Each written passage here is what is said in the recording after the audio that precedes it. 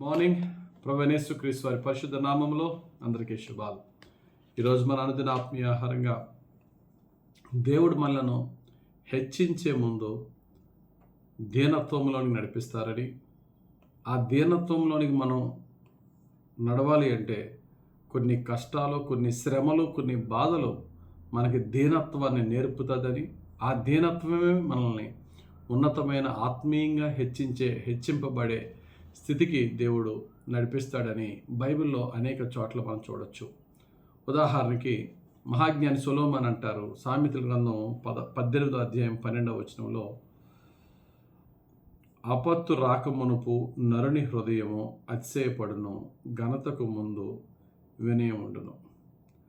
ఘనతకు ముందు వినయం ఉండును.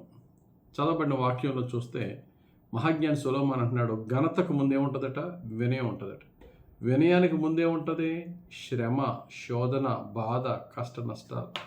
అవే మనల్ని వినయంలో నడిపిస్తుంది. అన్నీ ఉండి, సుఖము, సౌఖ్యము, ధనము, అన్నీ గౌరవం ఉండి వినయం కలిగిన వారు బహుధన్యులు. కాకపోతే ఇవన్నీ వచ్చినప్పుడు ఆ వినయం పోయి గర్వం, అహంకారం వస్తూ ఉంటుంది. బైబిల్లో 75వ కీర్తన 6వ వచనంలో, 6-7 వచనంలో, తూర్పు నుండి అయినను, పడమటి నుండి అయినను, అరణ్యం నుండి అయినను హెచ్చు కలగదు.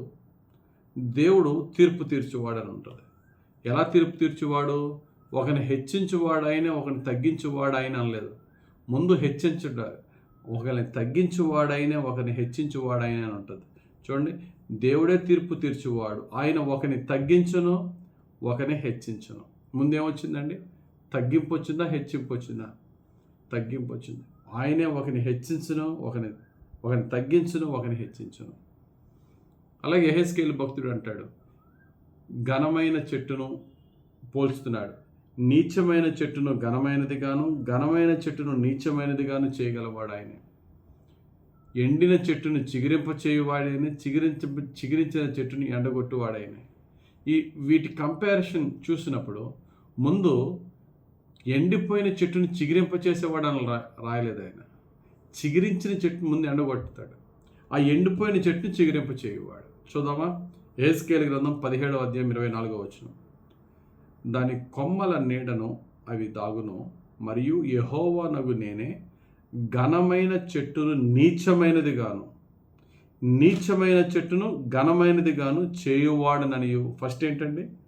ఘనమైన చెట్టును నీచంగా మార్చేవాడు ఆయనే, నీచమైన చెట్టును ఘనంగా మార్చేవాడు ఆయనే. తర్వాత, పచ్చని చెట్టు ఎండిపోవునట్లును, ఎండిన చెట్టు వికసించునట్లును చేయువాడనియు, భూమి యందుండు సకలమైన చెట్లకు తెలియబడును. యెహోవానగు నేను ఈ మాట సెలవిచ్చితిని, నేనే దాన్ని నెరవేర్చెదను. చదవబడిన వాక్యంలో మనకు చాలా స్పష్టంగా ఉన్నది. ముందు ఆ ఘనమైన చెట్టును నీచంగా చేసి, ఆ నీచమైన చెట్టును ఘనంగా చేస్తానంటున్నాడు. పచ్చగా ఉన్న చెట్టును ఎండగొట్టించేసి, ఆ ఎండిపోయిన చెట్టును వికసింపజేస్తానంటున్నాడు. వై? పచ్చగా ఉన్న చెట్టునే వికసింపజేయచ్చు కదా, దాన్ని ఎండగొట్టి వికసింపజేయడం ఎందుకు? ఇక్కడ 2 విషయాలు గమనించాలి. శారీరకంగా దేవుడు ఫలిస్తున్నప్పుడు, మనం శారీరకంగా, ఆర్థికంగా, అన్ని విధాలుగా ఫలిస్తున్నప్పుడు, దీని అంతటికీ కర్త, కర్మ, క్రియ నా యేసు ప్రభువే. ఆయన దయ, ఆయన ప్రేమ, ఆయన కృప, ఆయన భిక్ష అని మనం హృదయపూర్వకంగా నమ్మి, మనం పచ్చగా ఉన్న స్థితిలో కూడా దీనత్వం కలిగి దేవుని ఎడల యథార్థంగా ఉంటే మనల్ని ఎండగొట్టడు. పచ్చగా ఉన్న చెట్టు నుంచే వికసింప చెట్టుకి తీసుకెళ్ళిపోతాడు. కాకపోతే ఇక్కడ ప్రాబ్లం వచ్చింది ఏంటంటే, పచ్చగా ఉంటే ఏ సమస్యలు, ఏ బాధలు, ఏ కష్టాలు లేకుండా 4 డబ్బులుండి బాగుంటే మన హృదయం చాలా మోసకరమైనది. అది అహంకారం కలిగింది. లేనిపోయిన గర్వహంకారాలు మనకు వచ్చి, ఇది యేసయ్య దయా భిక్ష అని పోయి, నా తెలివితో, నా జ్ఞానంతో, నా యుక్తితో, నా యొక్క ఎబిలిటీతో, నా యొక్క అడ్మినిస్ట్రేషన్ స్కిల్తో నేను బిజినెస్ని డెవలప్ చేశాను, లేకపోతే నేను ఈ స్థితికి వచ్చాను అని దేవుని మహిమను దోచుకునే దొంగలం అయిపోతాం.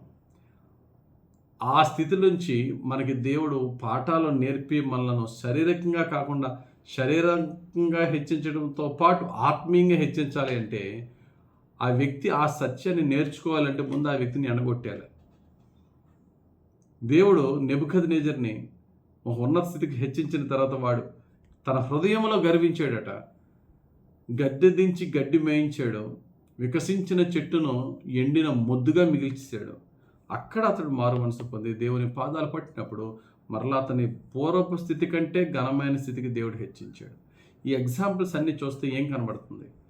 దేవుడు ఒకరిని హెచ్చించే ముందు ఆ వ్యక్తిని ముందు తగ్గించిన తర్వాత హెచ్చిస్తాడనే సత్యాన్ని ఇక్కడ మనం చూస్తున్నాం. యాకోబు గ్రంథం 4:10లో ప్రభు దృష్టికి మిమ్మును మీరు తగ్గించుకొనుడి, అప్పుడు ఆయన మిమ్మల్ని హెచ్చించును.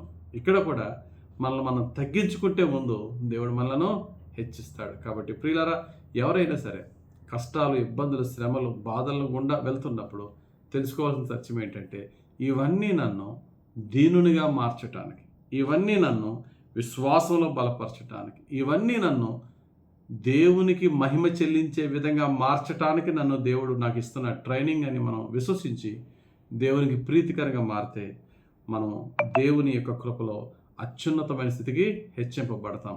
కాబట్టి బైబిల్ చెప్పిన విధంగా మన యొక్క ఆనర్కి ముందు హ్యూమిలిటీ నడవాలి, ఘనతకు ముందు వినయంలోనికి రావాలా.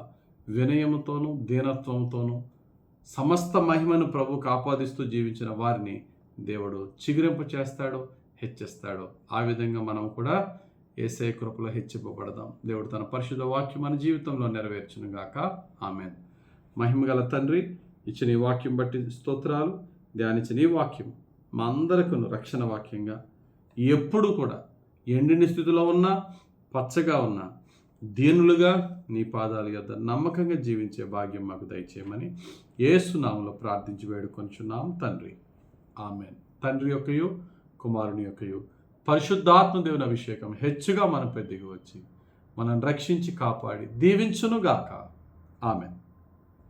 God bless you. Have a very blessed day.